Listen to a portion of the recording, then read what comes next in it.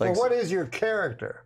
Well, it really, I wish I could tell you, because it isn't a pleasant guy. I mean, I'm mad about everything. I get into a little bit of politics. I get in a little bit of a religion. I love religion. I've been going to church since I was a kid. You know, and my joke that I always say to my parents is, "You're going to go to church till you're 21, like I did." And everybody, my dad, when he was alive, and I said the same to my kids, except during NFL season. And, you know, then I'll be with you in spirit. Absolutely, I'll be right there with you.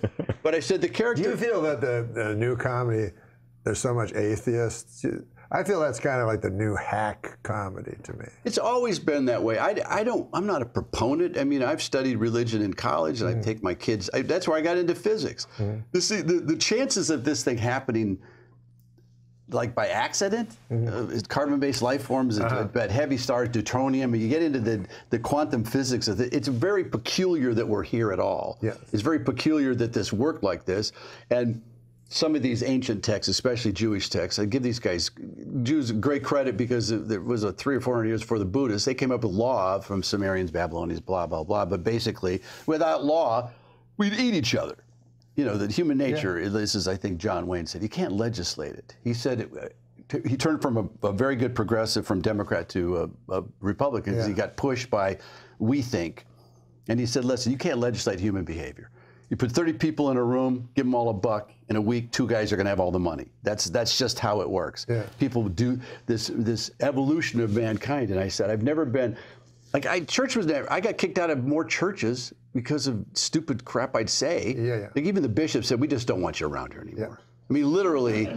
Well, don't you find sometimes the problems with atheism is that really their problems are with churches, not with God? Well, listen. They go, there's no God because a priest fucked a kid. It doesn't make any sense. No, but I said, my older daughter's atheist, and I said, well, philosophically, it's an irony there too, because atheists don't believe in God. Well, there has to be a God for you not to believe in. And my daughter goes, she's still in therapy over that.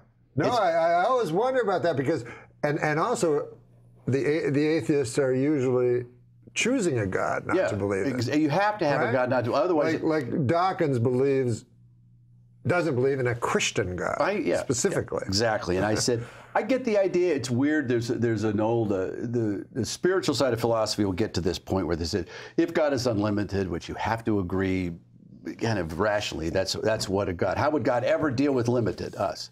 It's very difficult. Every time God has tried to speak to us, that person got killed. You know, because he said, hey, this is great, and then people shot him. And there's only been very few people that actually spoke or had said they spoke directly, and they all translate what they heard into human speak.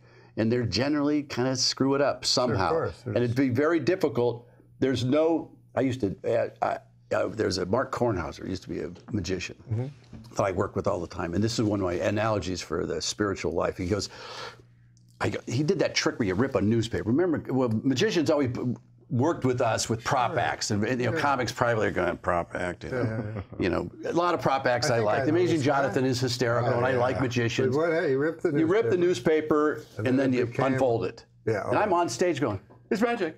I watched both hands. There's no, he didn't, you know, I couldn't get it. So I backstage said, show me that. He goes, no, I'm not showing you that.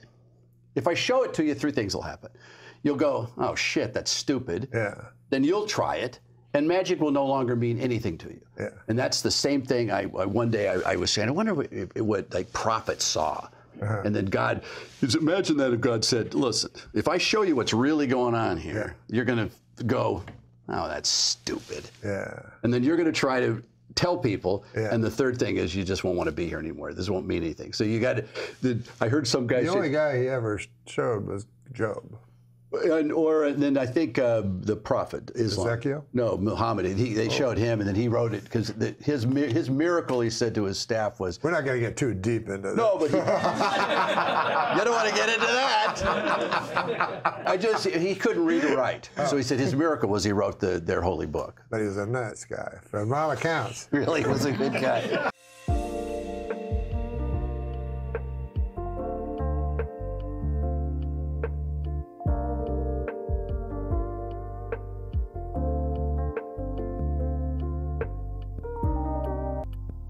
What, learn my lesson?